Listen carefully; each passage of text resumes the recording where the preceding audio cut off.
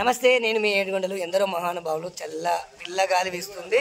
నేను దామెర భీమన్న పెళ్లికి వెళ్ళి సెలవు తీసుకునే సమయం ఆసన్నమైంది.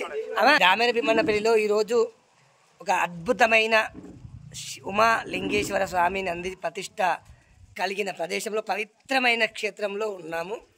మరి నాకు అప్పుడప్పుడు సుపరిచితమైనటువంటి మా మిత్ర బృందంతో కాస్త మాట్లాడించుకోవాలని ఆకాంక్ష వారికి ఉంటుంది, నాకు ఉంటుంది. కనుక మరి మాట్లాడుకునే ప్రయత్నం చేద్దాం. పెద్ద మనిషిగా ఉన్నాడు. పెద్ద మనిషి ఏం పేరు? నీ పేరు? ఏ ఊరు? బిజినపల్లినా? ఇక్కడ శివాలయం ఎన్ని సంవత్సరాల నుంచి ఉంది ఇక్కడ నీకు? ఇదే ఊరా మీ సొంతం? పుట్టినప్పటి నుంచి చూస్తున్నావా? ఇక్కడ భజనలు చేసేవాళ్ళ? చేసిరా? నువ్వు పెద్ద భక్తురాలు. అవునా? అవునా? ఎట్లా అనిపించింది? ఇగో శివుడు లేని ఊర్లకు సన్యాసులు కూడా రారు.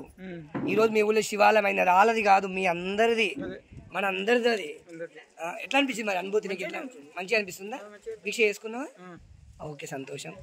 మరి నాతో పాటు ఉన్నారు నాంపల్లి నాయని బ్రహ్మణ వంశంలో పుట్టి అనేక సేవా కార్యక్రమాలు చేస్తూ ఆధ్యాత్మిక ప్రపంచంలో తిరుగుతూ, మరి ఎవరు ఎన్ని అన్నా ఏం అనుకున్నా అవన్నీ పక్కకు పెట్టేసి మరి అనేక యజ్ఞాల పైన కూర్చుంటాడు. మరి నిన్న కూడా ఇక్కడ ఈ శివయ్య ప్రతిష్ట కూడా కూర్చోవడం జరిగింది. భిక్షపతి గారు మాకు చాలా నా మేలు కోరుకునే వ్యక్తి. ఈరోజు మా ఛానల్ నడుస్తుందంటే ఇలాంటి వ్యక్తి. వారికి నమస్కారం. భిక్షపతి. ఓకే, ఎట్లా ఉంది వ్యాపారం? ఇప్పుడు వ్యాపారం పర్వాలేదు. వ్యాపారం ఉన్నా లేకున్నా వ్యాపారం మీద అనేది మనసు అనేది ఉండదు.